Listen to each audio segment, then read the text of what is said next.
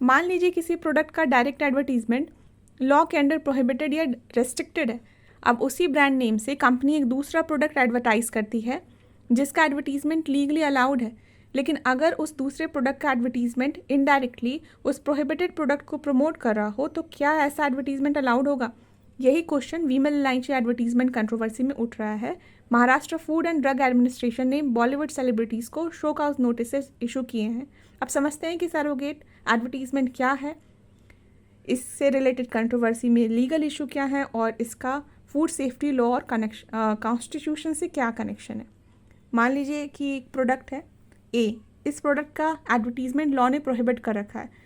अब वही company product B को एडवर्टाइज करती है जिसका एडवर्टीजमेंट प्रोहिबिटेड नहीं है, लेकिन अगर प्रोडक्ट बी के एडवर्टीजमेंट के जरिए प्रोडक्ट ए को इनडायरेक्टली प्रमोट किया जा रहा है, यानी कि प्रोहिबिटेड एडवर्टीजमेंट पर जो लगी हुई रिस्ट्रिक्शंस है उसको इनडायरेक्टली सरकमवेंट किया जा रहा है, तो ये सर्वोगेट एडवर्टीजमेंट का इशू बन सकता है। जो इक्विटी का मैक्सिम है वो ये भी कहता है कि what you can not do directly you can not do indirectly also.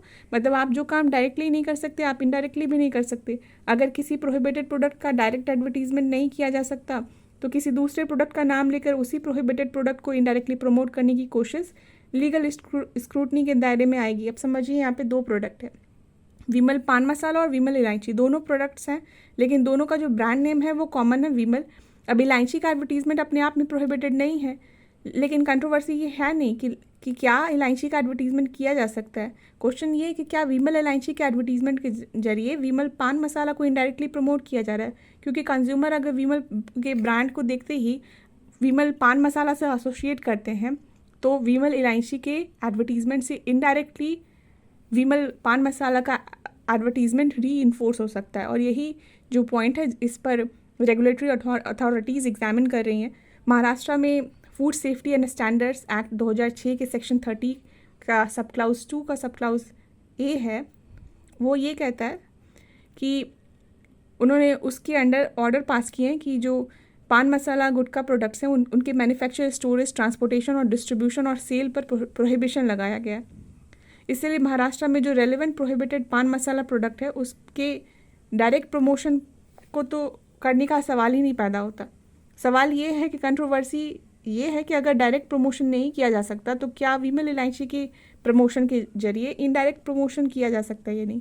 अब कॉन्स्टिट्यूशन का जो entry number 18 list 3 concurrent list 7 schedule है उसमें लिस्ट है adulteration of food stuffs and other goods. मतलब इस टॉपिक पर, इस सब्जेक्ट पर पार्लियामेंट एंड स्टेट लेजिस्लेचर दोनों लॉ बना सकते हैं और उन्होंने लॉ बनाया था 2006 में food safety and standard act. इसका जो सेक्शन 3 है, 3 का सब सेक्शन 1 का सब क्लाउज जे है, वो ये कहता है कि फूड का मतलब वो है जो कि ह्यूमन कंजम्पशंस के लिए इंटेंडेड, अब चाहे वो पार्शली प्रोसेस्ड है, अनप्रोसेस्ड है या प्रोसेस्ड हो। इसमें पान मसाला है वो भी एक फूड के अंडर आता है और इसका जो रेगुलेशन है food safety and standard regulation, इसमें टोबैको और निकोटीन जैसे प्रोडक्ट्स को, इंग्रेडिएंट्स को किसी भी फूड प्रोडक्ट्स में यूज़ नहीं किया जा सकता। अब विमल पान मसाला का डायरेक्ट एडवर्टीजमेंट प्रोहिबिटेड है लेकिन विमल इलायची का एडवर्टीजमेंट प्रोहिबिटेड नहीं है। तो इसके रिगार्डिंग जो सेंट्रल कंज्यूमर प्रोटेक्शन अथॉरिटी का 2022 का गाइडलाइंस है वो ऐसे मिसलीडिंग एडवर्टीजमेंट या जो इन एडवर्टीजमेंट को इंडोर्स करते हैं उन पर रोक लगाने की बात करता है। और इस गाइडलाइन में सरोगेट यानी कि इनडायरेक्ट एडवर्टीजमेंट को स्पेसिफिकली एड्रेस किया गया है और जो भी इस तरह का इंडोर्समेंट करते हैं इसलिए उनको महाराष्ट्र की जो फूड एंड ड्रग अथॉरिटी है उन्होंने सो कॉज नोटिस इशू किए हैं। अभी उनको कोर्ट ने एक्सप्लेनेशन मांगा है कि क्या एक ये independently whether this advertisement will amount to an independent advertisement of विमल इलायची और will it amount to an indirect promotion of विमल पान मसाला। और अगर ये प्रूव हो जाता है उस रिगार्डिंग जो पेनल्टीज़ है वो फर्स्ट कंट्रावेंशन में मैन्युफैक्चरर या एडवर्टाइज़र या इंडोर्सर्स को 10 लाख तक की पेनल्टी लग सकती है और अगर सब्सिक्वेंट कंट्रावेंशन होता है तो 50 लाख तक की पेनल्टी जा सकती है। और मिसलीडिंग अगर प्रूव हो जाता है देन 1 साल तक, फर्स्ट कंट्रावेंशन में मैक्सिमम 1 साल तक इंडोर्सर को किसी भी तरह की इंडोर्समेंट करने से रोका जा सकता है और अगर सब्सिक्वेंट कंट्रावेंशन था ये तो उन पर 3 साल तक की किसी भी एंडोर्समेंट में प्रोहिबिशन लगाई जा सकती है। तो यही जो है वो कंट्रोवर्सी का लीगल कोड था।